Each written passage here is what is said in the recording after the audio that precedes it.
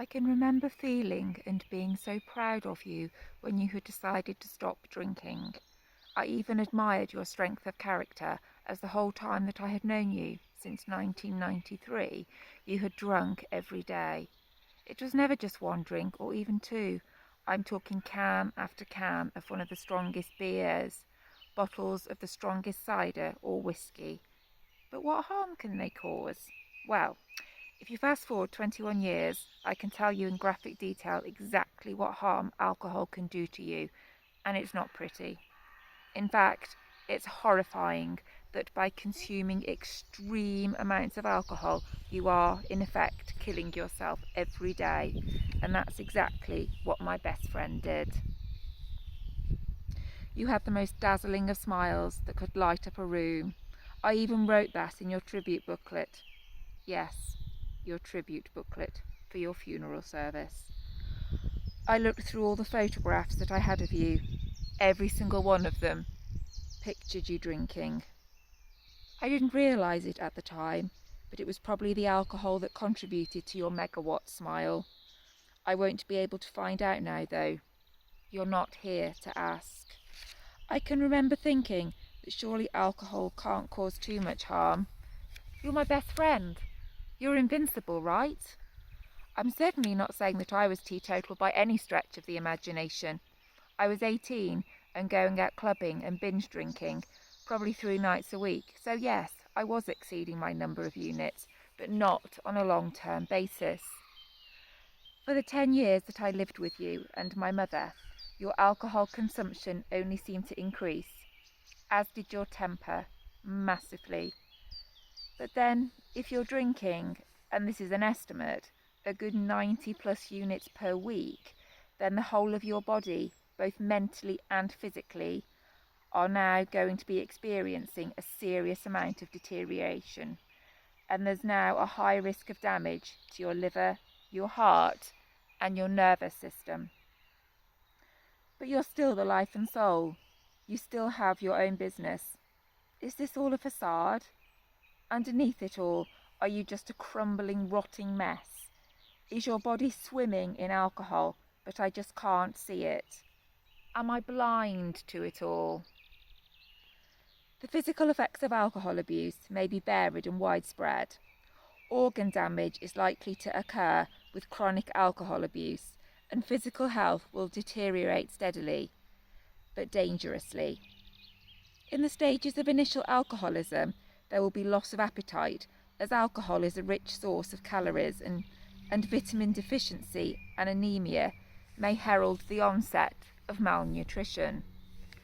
Following on from this, gastritis, nausea, and heartburn are the responses of a stomach which has become raw and inflamed from heavy drinking, and the eventual result may be peptic ulceration.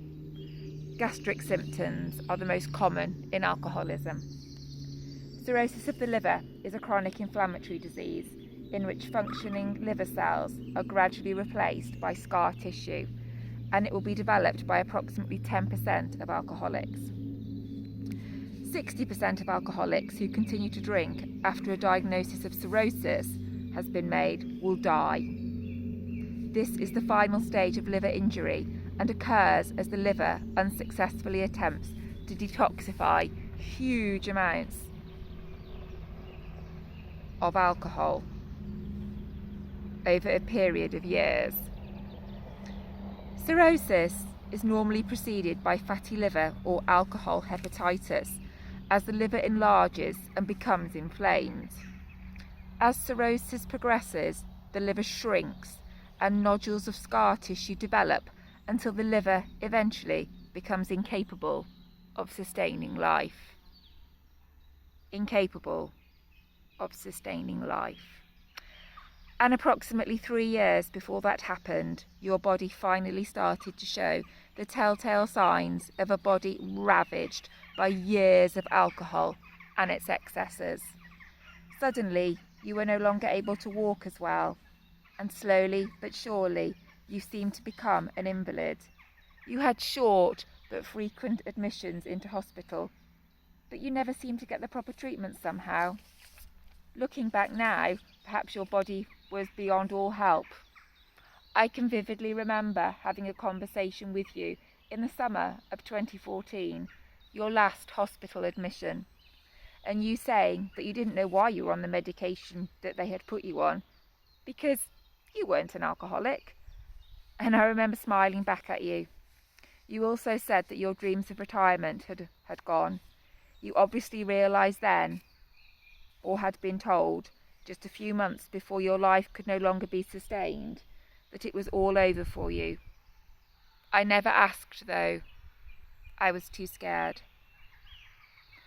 There is little direct evidence that alcohol alone causes brain damage, but a tiny minority of chronic alcohol abusers suffer brain damage due to deficiency of thiamine, which is vitamin B1.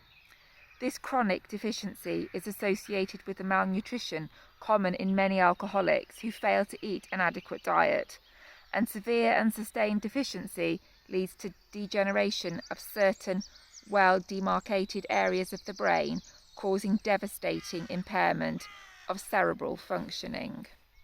Wernicke's encephalopathy is characterized by confusion, unsteadiness, and memory impairment.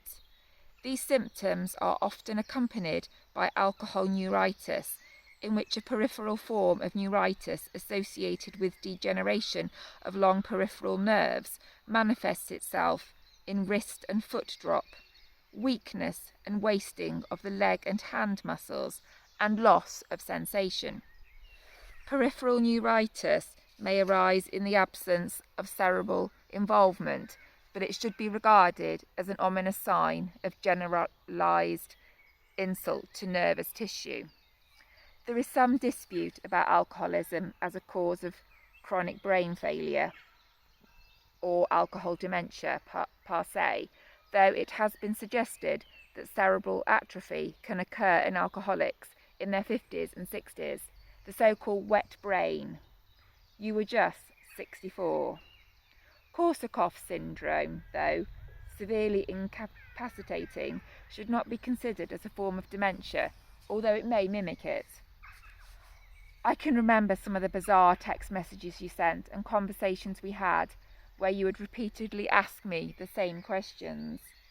I would always answer them with a smile. It was just easier that way. I hated seeing you, this once proud man, reduced to someone who had become a shell of the character, the person you once were. Your spirit had already gone by this time.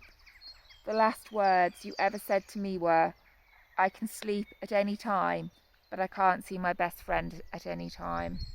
Now you are sleeping for all time. On the 23rd of December 2014, your body finally became incapable of sustaining life. 40, maybe 50 years of alcohol had by now completely annihilated you.